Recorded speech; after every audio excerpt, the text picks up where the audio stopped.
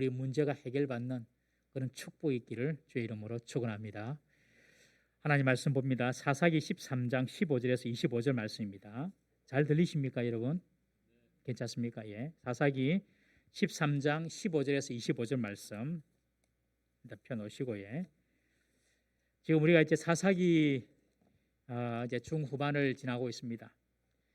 이제 이스라엘의 마지막 사사, 12번째 사사 삼손에 대해서 우리가 살펴보고 있습니다. 이스라엘 자손들이 평안해지면 또 하나님을 떠나고 우상을 찾고 죄를 짓고, 그래서 또 여호와 앞에 악을 행합니다. 그래서 하나님께서 블레셋 자손을 들으셔서 40년 동안 이스라엘을 압제합니다. 40년, 결코 짧은 기간이 아니죠. 그런데 이 이스라엘 백성들은 지금까지와 좀 다릅니다.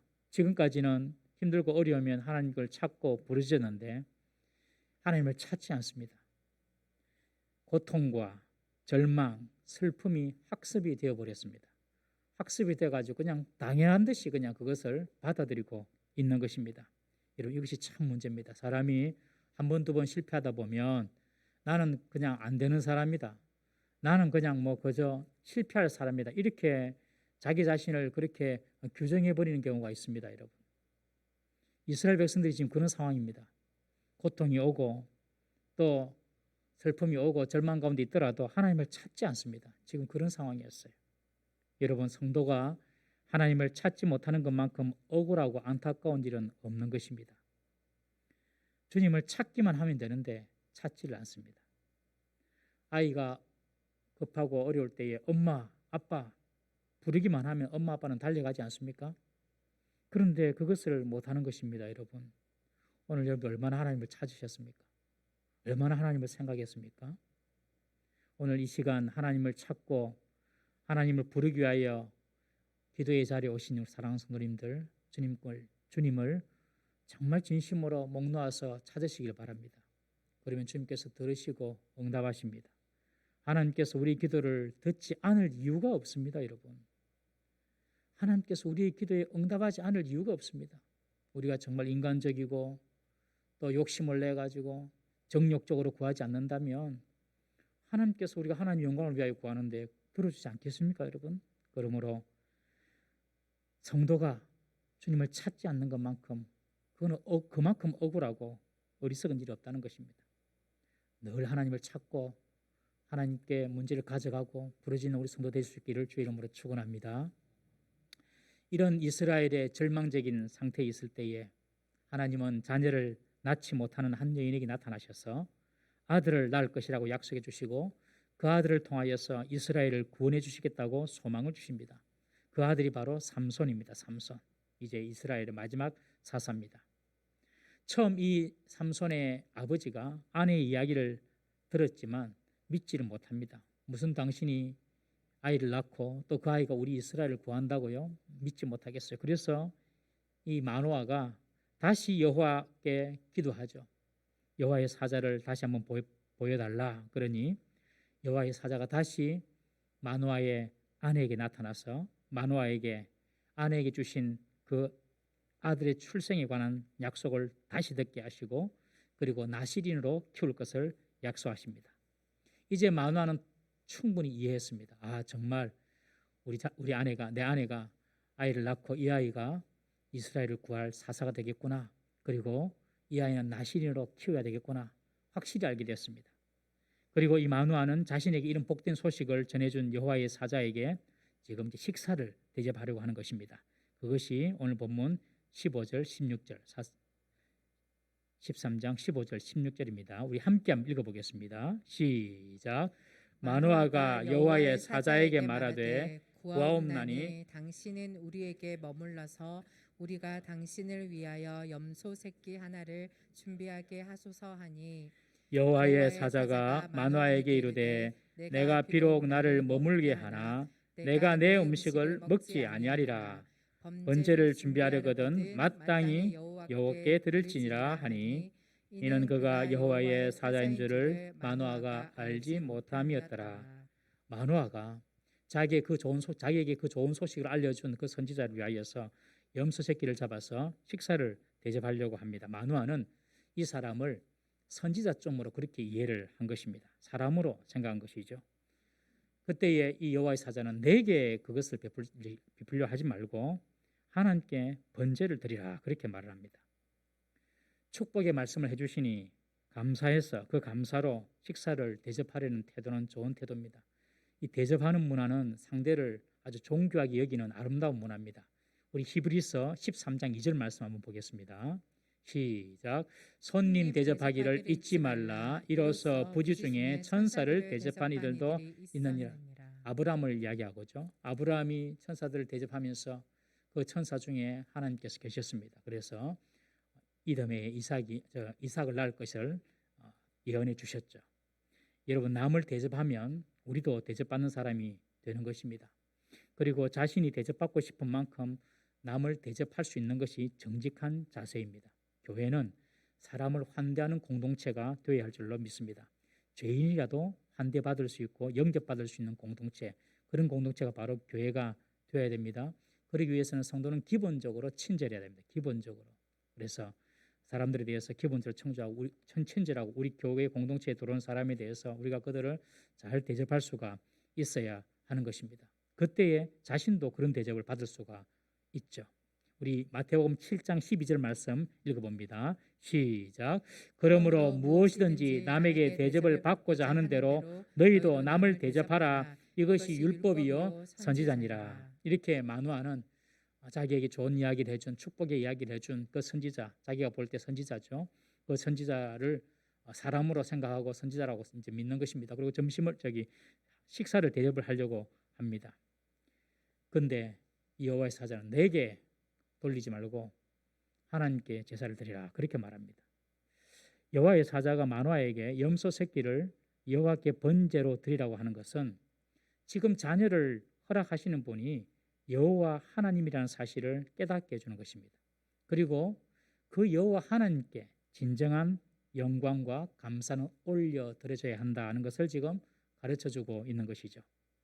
마노아는 지금 사람의 형상으로 여호와의 사자가 나타나 있으니 그냥 사람인 줄 알고 식사를 대접하려고 하지만 이 여호와의 사자는 내게 그것을 돌리지 말고 하나님께 번제로 드리라라고 지금 말하고 있습니다. 마노아의 문제가 무엇인가? 마노아는 지금 영안이 닫혀 있습니다. 지금 여호와의 사자임에도 불구하고 그저 사람으로만 보는 것이죠. 영안이 닫힌 사람은 모든 일을 사람의 일로만 보고 해석합니다. 사람의 일을 보더라도 영안이 열린 사람은 하나님이 일하시는 것을 볼 수 있는 사람입니다. 여러분, 엘리사를 보십시오. 엘리사를 잡으려고 암몬 군대가 쳐들어왔습니다. 사마리아 성을 뺑 둘렀습니다. 군대가. 그러니 엘리사의 종 게하시가 그것을 보고 그냥 아연실색해서 놀라서 기절하려고 합니다. 아이고야, 주인이시여, 지금 아람 군대가 우리를 완전 포위하고 있습니다. 그때 엘리사가 게하시의 눈을 딱 열어줍니다. 영안을 열어주죠. 그러니 그 사마리아 군대 위에 불말과 불술에 하나님의 불병거들이 그 사마리아 군대를 치려고 지금 준비하고 있는 것을 게하시가 보게 되는 것이죠. 여러분, 이렇게 우리 영안이 열려서 하나님의 역사와 하나님의 일하심을 우리가 보아야 될 줄로 믿습니다. 우리가 무슨 일을 하든지 여러분들 꼭 기억하십시오. 우리가 무슨 일을 하든지, 그리고 우리 가운데 일어나는 아주 소소한 작은 일조차도 우연이나 거저 일어난 일은 없습니다. 여러분, 거기에는 하나님의 뜻이 있고 하나님의 개입하심이 있고 하나님의 섭리가 있다는 사실을 꼭 믿으십시오. 꼭 믿으셔야 됩니다. 그것을 볼 수 있는 사람이 영안이 열린 사람입니다. 지난 주일날 우리 교육자들과 이제 청년들 신방을 이렇게 하는데 그 청년은 집에 있을 줄 알고 특별히 연락을 안 하고 언제 간다 연락 안 하고 그냥 찾아갔습니다. 그런데 찾아가는데 우리 장모사님 운전을 하시다가 동수를 잘못 이해해가지고 다른 동으로 갔어요. 다른 동으로 갔다가 이 동이 아닌가 봐 이래가지고 다시 확인해보고 이제 본동을 찾아가는 겁니다. 아파트로 본동을 찾아가는데 그 본동에 이제 차 딱 들어가서 이제 그 동호수를 누르고 배를 누르는데 저는 안 받는 거예요. 배를 받아야지 이제 이게 배를 눌러줘야지 문이 열리는데 계속 밑에서 이제 누르다 사람이 없어요. 그래서 사람이 없는가? 우리 그러면 다시 돌아가야 되겠다고 마지막으로 한 번 더 동호수를 누르고 딱 눌렀는데 갑자기 팡 하면서 문이 팡 열리는 거예요. 저는 안에서 우리를 보고 열어준 줄 알았어요. 근데 그게 아니라 정전이 됐어요. 정전이 아파트에. 정전이 되면 문이 다 열리대요. 저도 처음 봤거든요. 막 저는 이제 그 들어가면서 이 친구가 집에 있는갑다 하고 이제 들어가는 거예요. 문이 팍 열리니까. 근데 가만 보니까 엘리베이터가 다 섰어요. 불도 다 꺼지고 아파트에 다 로비에 다 깜깜해. 그래가지고 이제 정전이 된 거, 정전이 돼가지고 장모님 못 잡가요. 올라갑시다. 집이 24층이었습니다. 올라갑니다. 그래가지고 연약한 전도사님은 밑에서 기다리세요 하고 이제 전사님하고 저하고 이제 목사님하고 저하고 올라갑니다. 대대에 그래가지고 8층쯤 올라가다가 다시 전기가 왔나 싶어서 엘리베이터를 봐도 전기가 안 왔어. 다시 올라가 14층쯤 올라가서 좀 힘들다 그래서 엘리베이터 왔나 안 나가 보니까 전기가 그때 들어온 거예요. 들어와가지고 이제 엘리베이터 올라오고 있어요. 그래서 잘 됐다고 14층 딱 눌러놨어. 타고 올라가려고. 그런데 14층 우리 눌렀으니까 엘리베이터 문이 열릴 거 아닙니까? 딱 열리는데 깜짝 놀랐어요. 그 친구가 그 안에 들어있는 거예요. 밖에 딱 들어온 거예요. 깜짝 놀랐어요. 지도 놀라고 나도 놀라고 서로 놀라고. 아니 집에 가는 길이 우리는 너희 집 가는 길이다. 그래서 전문 앞에서 기도해주고 그 친구가 감동을 받았다는 거예요. 만약에 처음에 장 목사님이 엉뚱한 집을 안 갔으면은 바로 그 집 갔을 거 아닙니까? 그러면 또 눌러보고 친구 없네 하고 그냥 돌아왔을 거예요. 저는 그거 보고 우리가 하나님 일을 하려고 하는데 우리 어떤 그런 아주 사소한 일조차도 만약에 1초라도 타이밍이 안 맞았으면 놓쳤습니다. 이렇게 하나님께서 만나게 하시는구나. 여러분 성도들은요 그런 하나님의 섭리를 믿을 수 있어야 됩니다. 내 삶, 내 주변에 일어나는 어떤 사건이라도 누구를 만나든지 간에 거기에 하나님 뜻이 있고 하나님의 개입하심이 있다. 영적으로 보셔야 돼요. 영적으로. 내 삶에 어떠한 원치 않는 상황이 발생된다 하더라도 거기에 하나님이 개입하시고 하나님의 뜻이 있다고 생각한다면 성도들은 절망하지 않습니다. 왜? 하나님 뜻이 있을 거니까. 믿습니까? 왜 이게 일이 잘 안 되지? 왜 자꾸 꼬이지? 왜 내 계획대로 안 되지? 거기서 보통 사람은 좌절하고 막 원망하고 안 좋은 마음 들고 그러잖아요.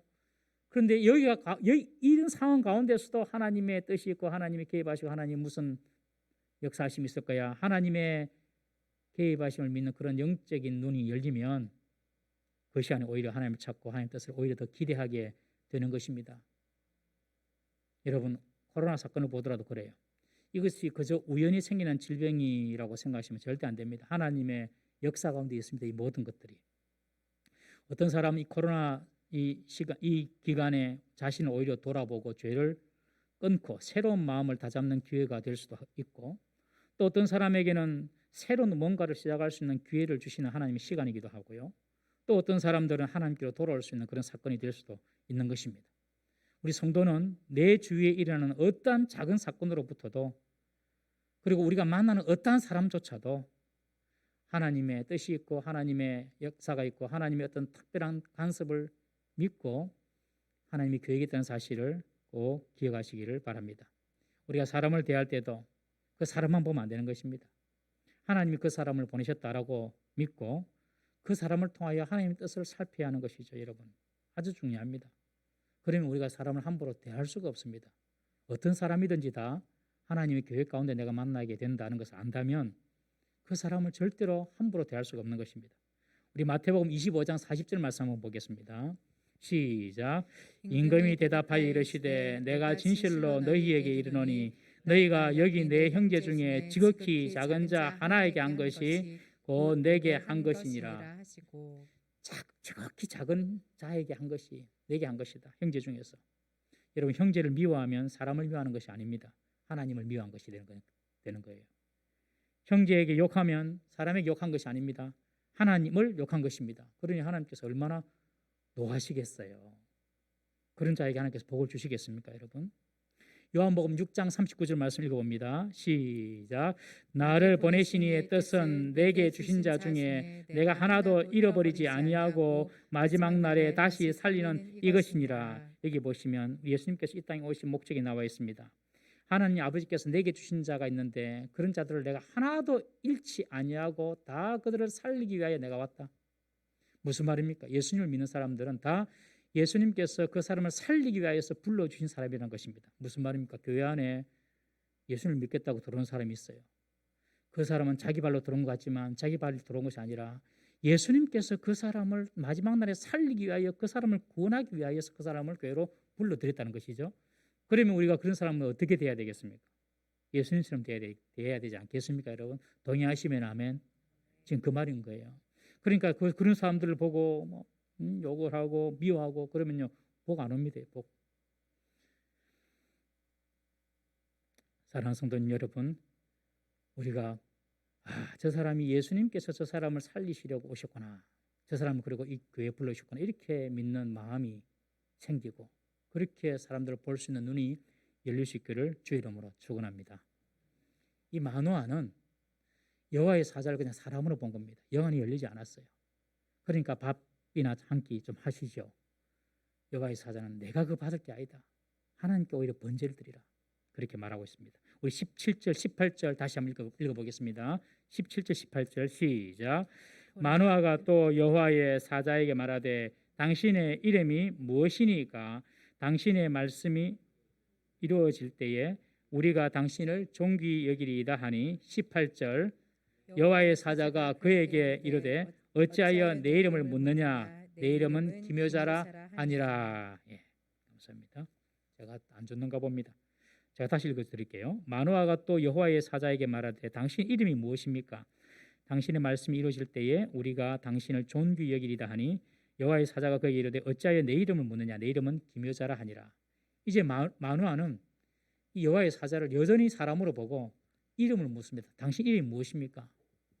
그러면서 나중에 당신 말대로 우리가 정말 아들을 낳으면 당신을 찾아서 당신을 우리가 존귀 여기겠다 그렇게 말하는 것입니다. 마노아는 하나님께서 아들을 주시고 하나님께서 일을 하신다는 생각을 못하고 여전히 지금 눈앞에 있는 그 사람처럼 보이는 그 사람, 그 선지자로 보고 그 사람으로 보고 그 사람이 일한다고 생각을 하는 것입니다. 당신 이름을 가르쳐주면 나중에 이 일이 성취가 되고 난 이후에 당신의 예언이 성취되고 난 이후에 우리가 당신의 이름을 높여드리겠습니다. 그러는 겁니다. 계속 마노아는 지금 이 사람을 여호와의 사자로 보지 않고 한 사람으로 보고 있습니다. 여러분, 목사의 설교를 들으실 때에 사람의 소리로 들으면 유익이 없습니다. 사람의 소리를 들으면 내 마음에 드는 소리는 좋고 내 마음에 듣기 싫은 소리는 안 들립니다. 여러분, 하나님의 음성으로 들을 수 있기를 바랍니다. 하나님의 음성으로 들으면 내게 유익이 되고 내 영에도 복이 되는 것입니다. 그리고 말씀의 은혜가 되면 그것은 목사가 주는 것이 아닙니다, 여러분. 하나님이 여러분들에게 주시는 은혜인 것입니다. 목사에게 감사하기보다도 하나님께 먼저 감사할 수 있어야 하는 것입니다. 하나님이 나의 형편을 아시고 이런 말씀을 주시는구나. 여러분, 목사는 통로일 뿐입니다. 세상에 위대한 사람은 없습니다. 다 죄인입니다.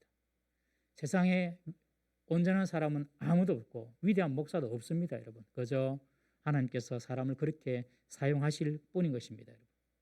허물이 있고 잘못이 있더라도 하나님께서 그 사람을 귀하게 위대하게 쓰시니 하나님께서 그 사람이 그렇게 위대하게 되는 것이죠. 사람 자체는 다 하나님 앞에서 죄인인 것입니다.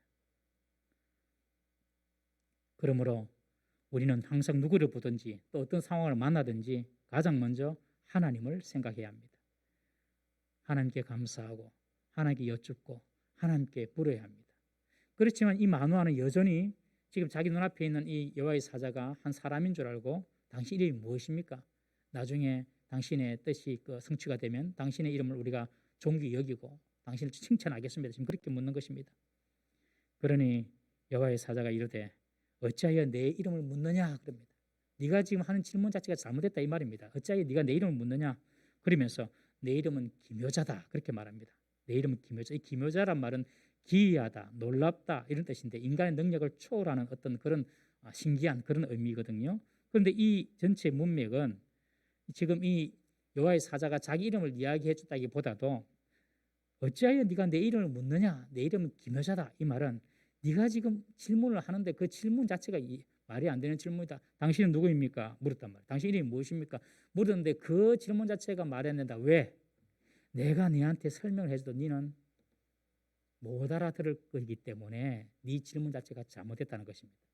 그래서 기묘자다 그렇게 말합니다. 이것을 원문에 맞게 해석을 하면 뭐라고 이야기하냐면 나는 이해를 넘어선 사람의 이해를 초월한 존재다라는 그런 뜻입니다. 나는 네가 내 이름을 묻는데 내가 네가 내 이름을 물어서 내가 네 이름을 이야기해주면 네가 내가 누군지 알겠지? 너는 그런 마음으로 내 이름을 묻지. 그렇지만 내가 너에게 내 이름을 이야기해 준들 너는 절대 이해할 수 없어. It is beyond understanding. 이런 표현을 써서 그것은 이해 밖의 일이야 라고 지금 말을 하고 있는 것입니다. 하나님의 사자가 기묘자라고 말한 것은 마누아 네가 알 수 있는 그런 존재가 아니야 그런 뜻이죠. 그렇게 이해하시면 되겠습니다. 여러분 인간은 하나님을 다 이해할 수가 없습니다. 이것이 하나님을 이해하는 우리 인간의 존재론적인 자세가 되어야 합니다. 하나님이 이해가 안 된다고? 그런데 어떻게 하나님을 믿어? 그렇게 우리가 반문할 수 있죠. 하나님이 이해가 안 되는데 어떻게 하나님을 믿어? 그렇게 반문할 수가 있는데 사실은 하나님을 이해할 수 없기 때문에 우리가 하나님을 믿는 것입니다. 하나님이 다 이해가 되면 그분은 더 이상 하나님이 아니죠. 여러분 하나님은 설명되어서 이해되어 믿는 분이 아닙니다. 설명하면 잘 해준다고 교육을 잘한다고 하나님 믿어지는 것이 아닙니다. 여러분 이해가 돼야지 하나님 믿어지는 것이 아닙니다. 믿음은요 어느 순간 바람처럼 들어오는 것입니다. 어느 순간 바람처럼 어제까지 안 믿어졌는데 오늘 그냥 믿어지는 것입니다. 여러분 그래서 믿음은 하나님의 선물입니다. 하나님의 선물. 막 논리적으로 설명을 잘해준다고 믿음이 오는 것이 아닙니다. 그러니까 우리가 혹시 믿지 않는 사람 주위에 있으면 너무 그 사람들이 막 닥달할 필요가 없어요. 그냥 기도만 하면 되는 거예요. 하나님은 어느 순간 그냥 믿음의 바람을 훅 불어넣어 주시면 믿음이 생기는 것입니다. 여러분 사실 저와 여러분들 우리처럼 의심 많은 사람이 어디 있습니까? 예수 믿는 사람들이 의심이 많아요. 저도 그렇고 철저하게 하려고 하고 잘 못 믿고 그런 저와 여러분들이 눈에도 보이지 않는 하나님을 믿는다. 이 기적입니다. 기적. 그렇지 않습니까? 그래서 우리가 믿음은 은혜요 하나님의 선물이라고 말하지 않습니까? 사람이 받을 수 있는 최고의 선물이 바로 믿음의 선물인 줄 믿으시기를 바랍니다. 마누아가 이 여호와의 사자에게 여전히 사람인 줄 알고 당신이 무엇입니까? 나중에 이 일이 성취가 되면 저 아들을 낳으면 당신 이름 높여드리겠습니다. 그러니 네가 내 이름을 묻는다고? 내 이름은 기묘자야. 네가 이해할 수 없어. 신비한 존재야. 아무리 내가 설명해도 너는 몰라. 지금 그렇게 말하는 것입니다. 사랑하는 성도님 여러분, 우리 주님은 우리가 상상할 수도 없는 우리의 이상과 우리의 생각을 뛰어넘는 초월해 계시는 분이십니다. 그분은 말씀으로 우주를 창조하시고 다스리시고 통치하십니다. 그리고 그분은 우리의 인생을 빚어나가시는 분이십니다. 내 실력, 내 능력, 내 기술로 내 인생이 만들어지는 것이 아니라 주님께서 우리의 인생을 빚어나가시는 것입니다. 그분은 밥과 낮을 주관하시고 선인과 악인을 통치하십니다. 시간과 공간을 초월하시고 결국에 세상을 심판하실 세상의 왕이십니다. 그분이 하나님이십니다. 우리는 절대로 하나님을 이해할 수 없습니다. 하나님을 절대로 말씀에서 비춰주는 아주 작은 지식으로만 우리는 살고 있습니다. 하나님을 절대로 이해할 수 없습니다. 하나님은 그만큼 크신 분입니다. 여러분 하나님을 생각하실 때는 크고 위대하신 하나님을 믿으십시오. 그리고 우리의 문제를 가지고 그대로 하나님께 맡겨놓으십시오. 내 생각으로는 불가능해 보이지만은 하나님께서는 가능하다. 사람으로서는 불가능하나 하나님은 가능하다. 이런 믿음을 가지고 여러분 기도하시고 하나님을 붙잡으시기를 주의 이름으로 축원합니다.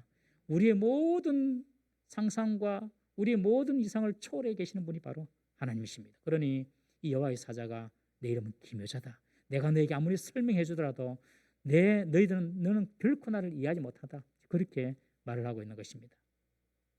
지금 마누아 앞에 나타난 여호와의 사자는요, 사람으로 나타나신 구약의 하나님의 모습입니다. 바로 메시아 예수 그리스도를 지칭하는 호칭이 바로 기묘자 아닙니까? 우리 이사야 9장 6절 말씀 한번 보겠습니다. 이사야 9장 6절 시작. 이는 한 아이가 우리에게서 낳고 한 아들을 우리에게 주신 바 되었는데 그의 어깨에는 정사를 메었고 그의 이름은 기묘자라 모사라 전능하신 하나님이라 영존하시는 아버지라 평강의 왕이라 할 것이라. 한 아이가 이 땅에 나타났는데 그분이 예수님. 그런데 그분은 이름이 기묘자다 모사다 전능하신 하나님이다. 하나님과의 그 근원적으로 하나님과의 본체가 같으신 분이십니다. 오늘 본문에 마누아에게 나타났던 이 여호와의 사자는요, 제2위신 성자 하나님, 그 하나님께서 성자 하나님께서 현현하신 모습이다라고 볼 수가 있습니다. 너무너무 암울하니까 사사시대에, 이 마지막 사사시대에 너무너무 암울하니까 주님께서 직접 오신 것입니다. 우리 19절, 20절 말씀, 두 절 말씀 읽어보겠습니다. 시작. 이에 마노아가 염소 새끼와 소재물을 가져다가 바위 위에서 여호와께 드리매 이적이 일어난지라. 마노아의 그의 아내가 본즉 불꽃이 제단에서부터 하늘로 올라가는 동시에 여호와의 사자가 제단 불꽃에 휩싸여 올라간지라. 마노아와 그의 아내가 그것을 보고 그들의 얼굴을 땅에 대고 엎드리니라. 이제 번제를 드리라는 그 여호와의 사자의 말에 마노아는 바위 위에서 염소 새끼를 번제로 드립니다. 이때 제단에서 나온 불꽃에 휩싸여서 앞에 있던 그 여호와의 사자가 그냥 그 불꽃에 휩싸여서 하늘로 훅 올라가는 장면을, 이런 기이한 장면을 마노아와 그의 아내가 보고 두려움에 사로잡힙니다. 여호와의 사자가 제단에 그 불꽃에 휩싸여서 하늘로 올라가는 것을 보고서야 이분은 그냥 사람이 아니구나, 하나님이셨구나, 지금 그걸 깨달은 것입니다. 우리 21절에서 22절, 23절 세 절을 함께 읽어보겠습니다. 시작.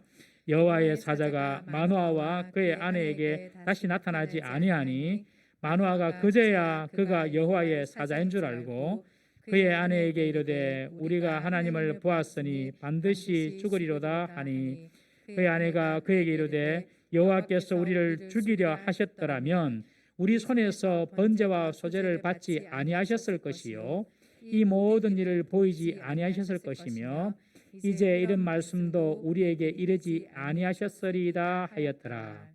마노아는 그제서야 여호와의 사자가 사람이 아니라 정말 하나님의 본체인 것을 보게 됩니다. 사람의 모습으로 오신 하나님이구나, 하나님의 사자구나, 그걸 깨닫게 됩니다.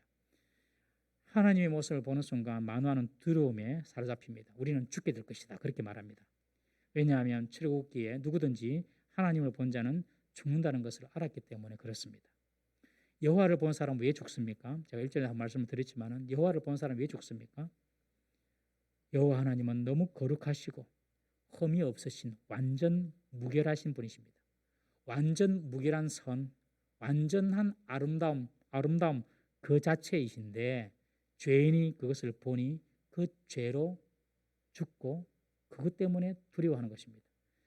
여러분, 사람이 맨눈으로 태양만 좀 몇 분 봐도 실명을 할 수 있습니다. 그런데 완전한 그 태양을 창조하신 그 하나님을 사람이 본다고 생각해 보십시오.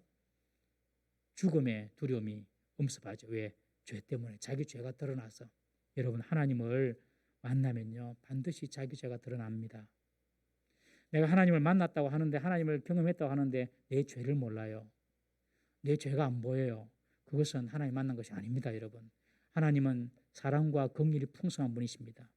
그런 사랑과 긍휼에 풍성하신 하나님을 만나기 전에 하나님을 반드시 경험해야 될 것이 뭐냐면 하나님에 대한 경외감입니다.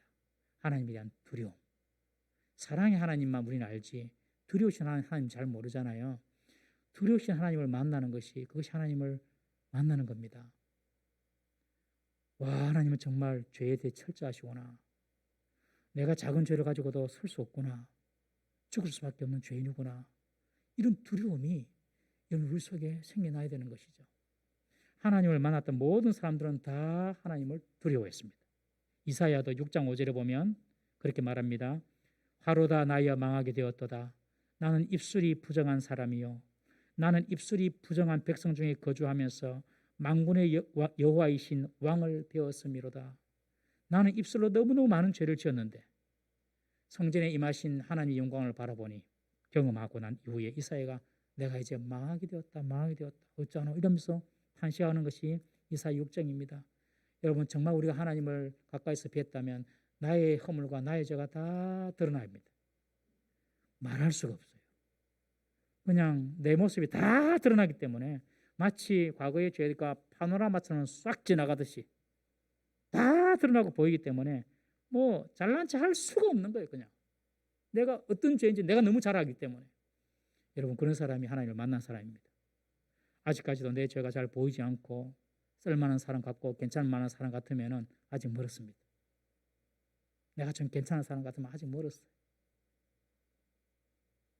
나 같은 죄인까지 주님께서 이런 사역자로 불러주시고 이런 일을 맡겨주시는구나.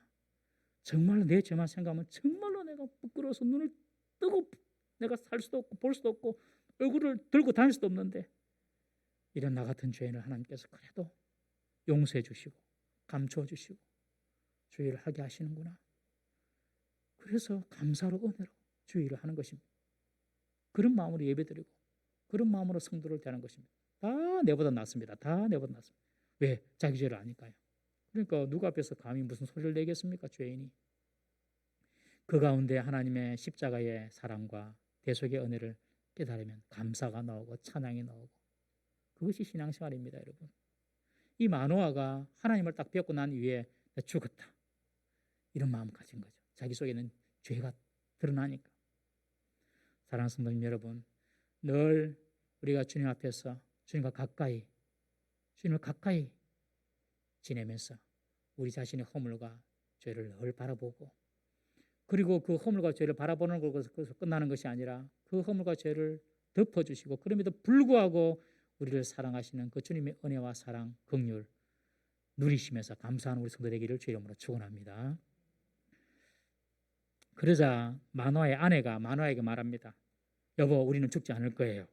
그러면서 세 가지 이유를 댑니다. 첫 번째, 하나님이 우리의 번제와 소제를 받으셨잖아요. 하나님 우리 번제를 우리 제사를 받으셨잖아요.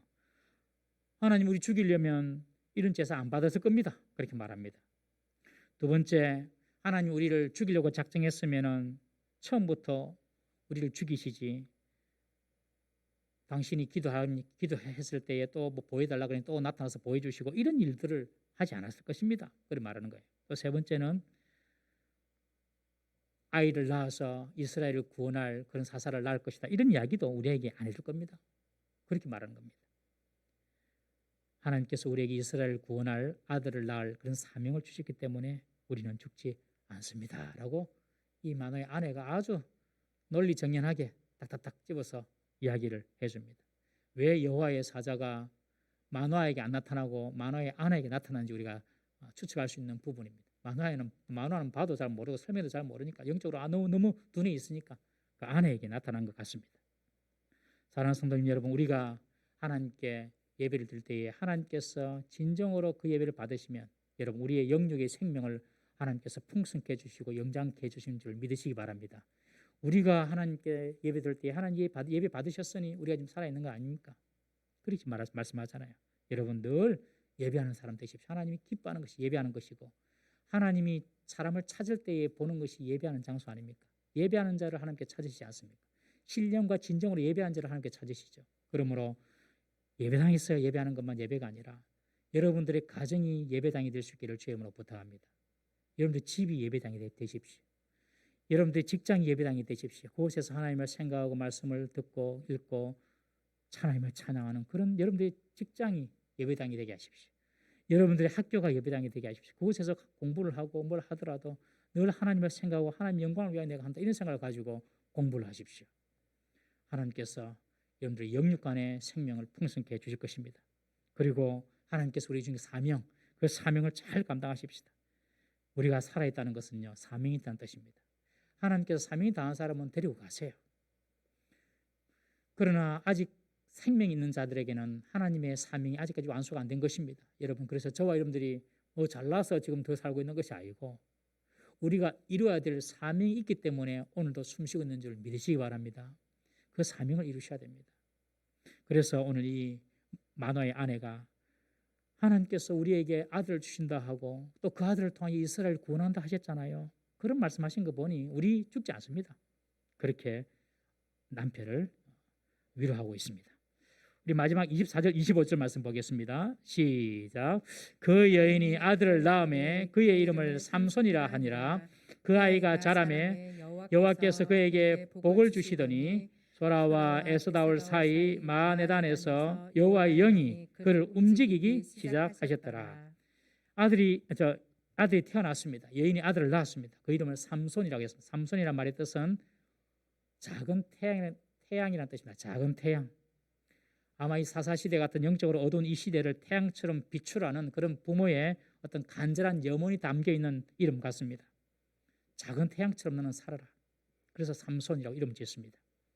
이 아이가 자라면서 여기 보면 여호와께서 복을 주셨다. 그리고 하나님의 영이 그에게 임하여 그를 주장하기 시작했다라고 기록하고 있습니다. 어릴 때부터 사사 중에서 어릴 때부터 자라면서 여호와께 복을 받은 사람은 이 삼손밖에 없습니다. 대단한 복을 받았습니다. 삼손은 출발이 참 좋은 사람입니다. 출발이 좋은 사람.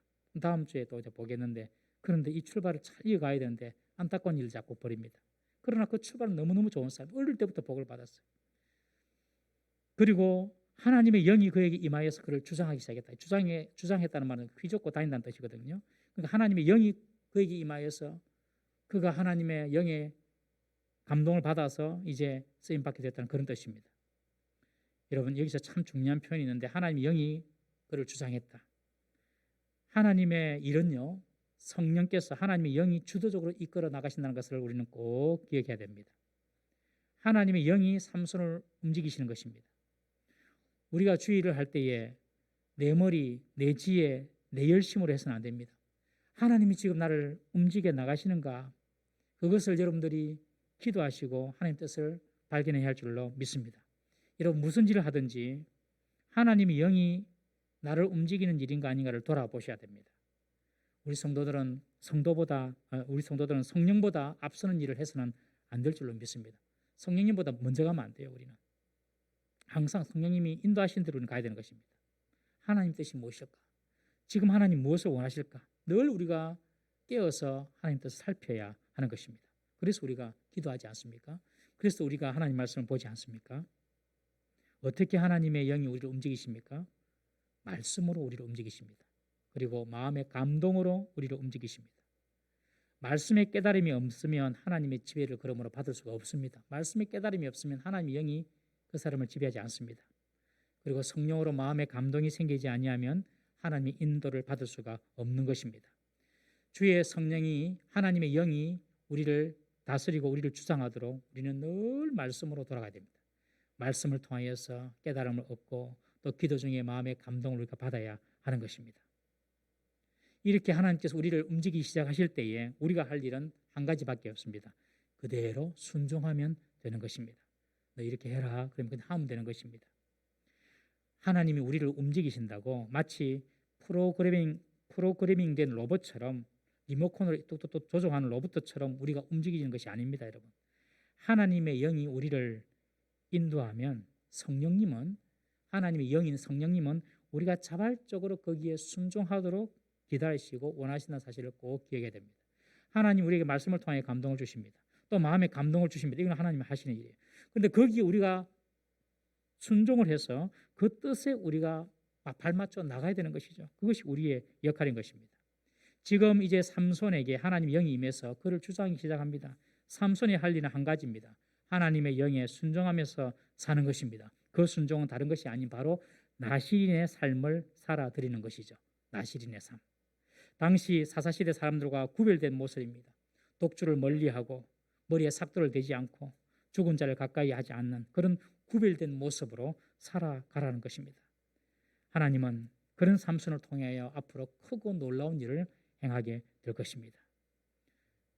성령께서 우리에게 감동을 주시고 깨달음을 주실 때에 우리는 그 말씀에 그대로 순종하며 나아가면 하나님께서 일하시고 역사하심을 믿으시기를 바랍니다. 세상과 구별된 이 나실인, 이 삼손에게 주어진 사명이죠. 이 사명은 오늘날 동일하게 우리에게 주시는 사명인 줄을 여러분 믿으시길 바랍니다. 우리 성도들은 세상과 구별된 사람이 되어야 됩니다. 이것은 너무너무 중요합니다. 특별히 우리 청년들이 세상과 다르게 구별되게 살아야 합니다. 세상 사람들의 기준으로 살면 안 됩니다. 세상 사람들의 기준은 간단합니다. 첫 번째 돈, 두 번째 쾌락, 세 번째 자기 이름 내는 것입니다. 간단합니다. 돈, 쾌락, 자기 이름 내는 것. 성도는 세상에서 그런 세상 사람들과의 가치관과 다른 가치관을 가지고 살고 있다는 것을 여러분 보여줘야 하는 것입니다. 그래서 세상 사람들이 동부살명교회 성도들은 좀 다르다. 저 성도는 좀 다르다. 저 교회 사람들은 좀 다르다. 여러분 그런 이야기를 듣는 것이 여러분 우리의 사명인 줄 믿으시기를 바랍니다. 우리에게 주어진 나시린의 사명, 세상과 분리된 모습, 세상과 다르게 살아가는 모습, 그래서 세상에 소금이 되고 빛이 되는 모습, 그것이 저와 여러분들의 사명입니다. 그 일을 잘 감당할 때에 하나님께서 놀라운 일들을 행해 주시는 것입니다. 성도의 능력은 딴 데 있는 것이 아닙니다. 여러분, 연봉이 많고 공부를 많이 해서 박사학위를 따고 전혀 그런 거 아닙니다. 여러분. 성도의 능력은 그런 데 있는 것이 아니라 세상과의 구별될 때에, 세상과 다르게 살 때에, 그때 하나님이 그 사람을 통하여 일하시는 것을 통해 성도의 능력이 나타나는 줄 믿으시기를 바랍니다. 여러분, 우리가 세상과 구별될수록 하나님 우리를 더 요긴하고 우리를 더 중요하게 사용하실 줄 믿으시기를 바랍니다. 세상의 나시린으로 살아가는 저와 여러분 되시기를 주의 이름으로 축원합니다. 우리 다 같이 한번 기도하시겠습니다. 이 시간 이렇게 한번 기도합니다. 삼손을 주장하신 성령님, 내 삶을 주장하여 주옵소서. 성령께서 나를 붙잡으시고 나를 이끌어 주시고 나를 인도하여 주옵소서. 성령께서 나의 생각을 통치하여 주시고 내 입술의 말을 통치하여 주옵소서. 주님, 나를 주장하시고 나를 다스려 주옵소서. 그렇게 한번 기도하십시다. 그리고 성령께서 나를 인도하시는 대로 믿음으로 그 말씀에 순종하며 살아가는 우리 교회, 나의 인생이 되게 하옵소서. 다 같이 한번 주여 인도하여 주옵소서 한번 부르짖고 통성으로 기도합니다. 주여 인도하여 주시옵소서. 자비로우신 하나님 아버지, 우리를 인도하여 주시옵소서.